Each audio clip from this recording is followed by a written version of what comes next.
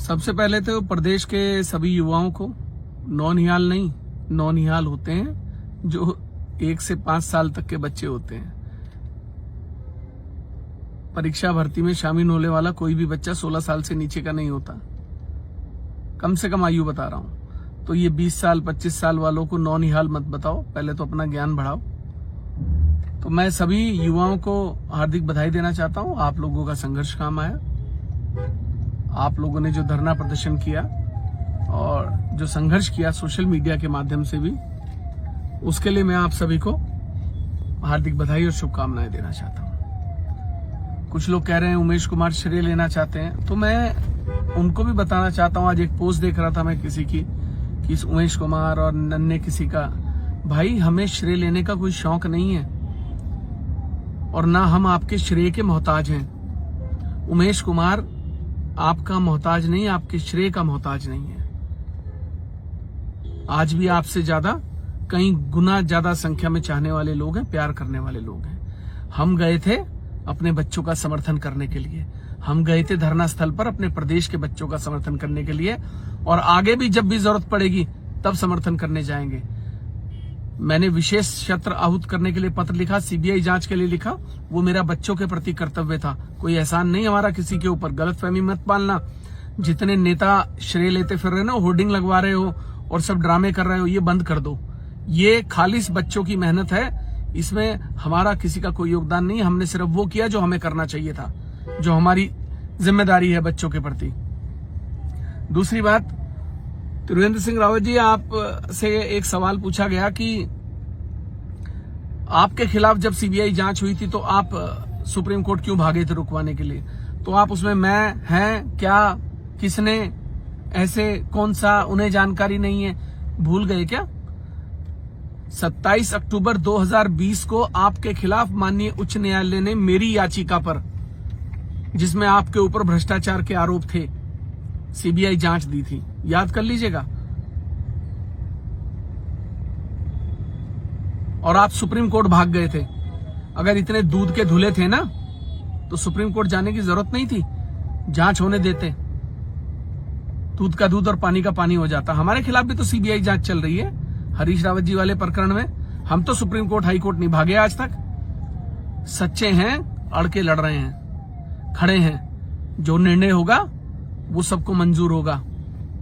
आप ये बताइए, अब मैं आपसे पूछना चाहता हूं कि जब आपके खिलाफ हमने सबूत दिए कि आपने अपने परिचितों के बैंक खातों में रांची से घूस खांड में पैसे लिए, गौ सेवक आयोग का एक व्यक्ति को, बेचारा सीधा साधा व्यक्ति, शरीफ एक रांची का बेचारा पार्टी का कार्यकर्ता, उसको आपने ठग लिया।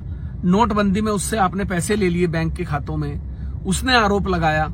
उसके आरोप पर आपके खिलाफ हमने वो सारे सबूत दिखाए, सीबीआई जांच हुई।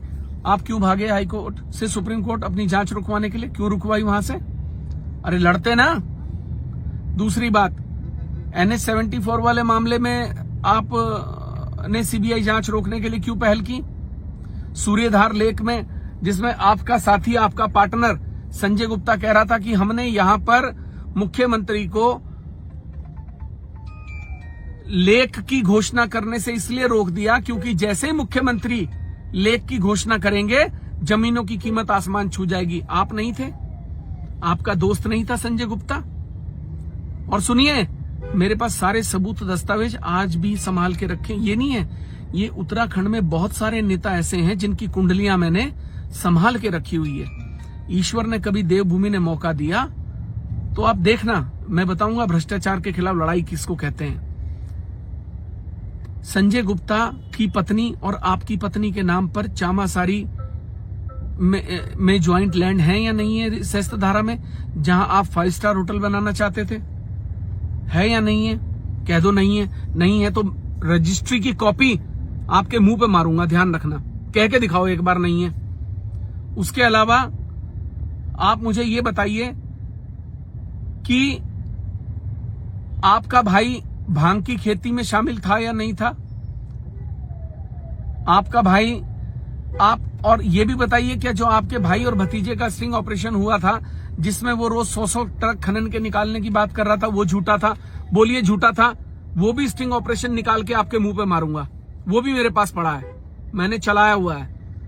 क्या आपके भाई ने नहीं कहा था कि हम छोटी मोटी डील नहीं है, मैं जेसीबी भिजवा रहा हूं, हम छोटे मोटे पट्टों से ऐसे ही काम नहीं करते, मशीनों से करते हैं? क्या नहीं कहा था? आप में हिम्मत है ना? आप बहुत सीबीआई जांच के पैरवी की बात कर रहे हो ना कि मैंने करी। आपके खिलाफ मैं इन सब मामलों में सीबीआई जांच मांगता हूं। और आप दूध के धुले हो ना, तो मुख्यमंत्री को पत्र लिखो कि उमेश कुमार के खिलाफ मुकदमा दर्ज करें और सीबीआई जांच कराए। चलो मैं देखता हूं आप में और सरकार में कितना दम है। आइए। अरे भ्रष्टाचार की जड़ों में जमीन तक, नीचे तक, धरातल तक गए हुए आप व्यक्ति हो।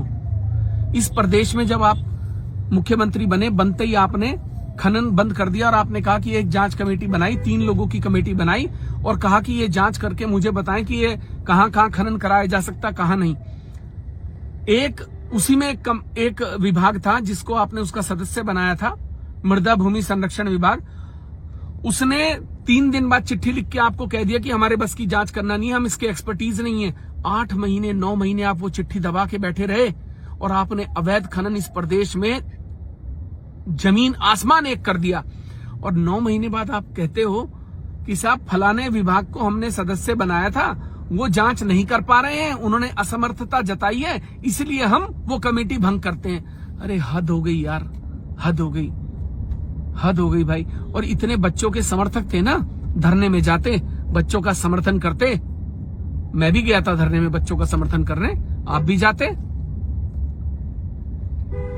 आज आपसे किसी ने पूछा कि आपके खिलाफ जब सीबीआई हुई थी तो आप जो है वहां क्यों भागे थे सुप्रीम कोर्ट रुकवाने, तो आप क्या कह रहे हैं? मैं क्या, किसने, कैसे? अरे वो गलतफहमी होगी, बूढ़े बुजुर्ग होंगे, उन्हें कुछ पता नहीं होगा। अरे हद है यार, हद है नौटंकी और बहरूपीयपन की यार। इस देवभूमि का बंटाधार कर दिया आप जैसे लोगों ने यार। मैं तो कहता हूं ये जो प्रलय आ रही है ना, ये जो आपदाएं आ रही हैं, ये आप जैसे लोगों के कारण आ रही हैं, जिन लोगों ने इस देवभूमि को पाप भूमि बनाने में कोई कसर नहीं छोड़ी।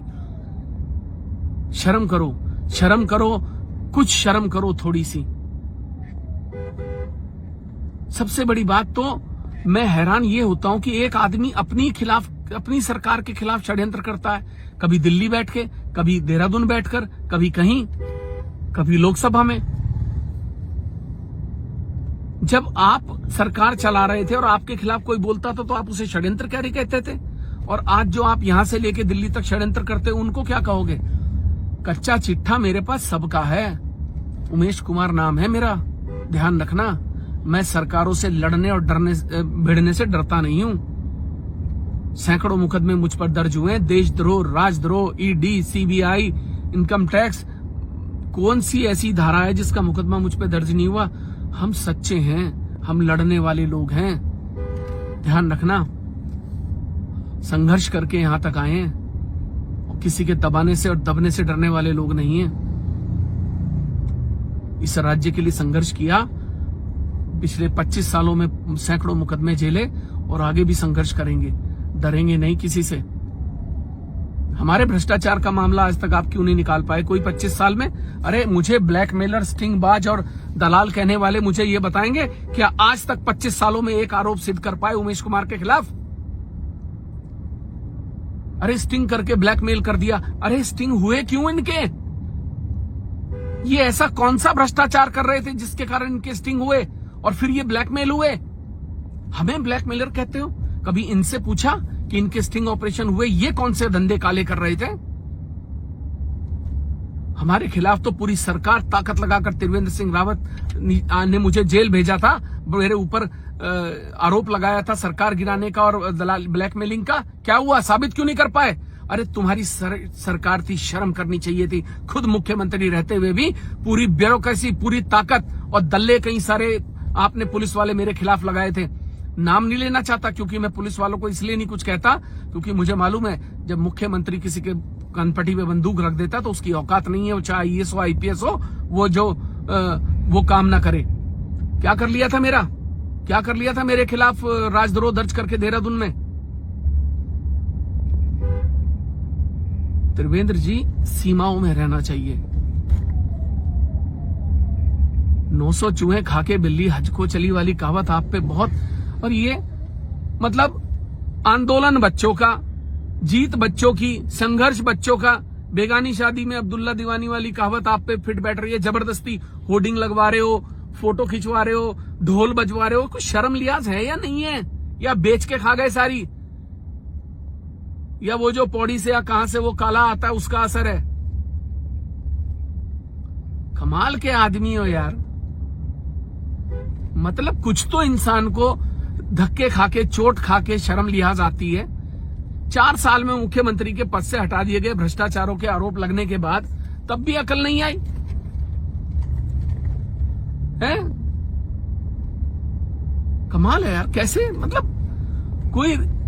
और सबसे बड़ी बात सुनो, और पुष्कर सिंह धामी जी आप भी सुनना इस वीडियो को गौर से, और त्रिवेंद्र सिंह रावत जी आप भी सुनना। अगर हिम्मत है ना, सही में अगर हिम्मत है तो सोशल म्यूचुअल बेनिफिट कंपनी के 200 करोड़ मनी लॉन्ड्रिंग जो उत्तराखंड के लोगों के पैसे आपने ट्रांसफर किए हैं अकाउंटों में, उसमें सीबीआई जांच मांग के दिखाओ। मैं मांगता हूं सीबीआई। और सुनो, एक घोषणा वायरल कर रहा हूं इस वीडियो से आप सबके माध्यम से। अगर सोशल म्यूचुअल बेनिफिट कंपनी पर मेरे आरोप 200 करोड़ की मनी लॉन्ड्रिंग के गलत निकले, मैं विधानसभा से इस्तीफा दे दूंगा अपनी, और राजनीतिक संन्यास ले लूंगा, जीवन में चुनाव नहीं लड़ूंगा। बोलो।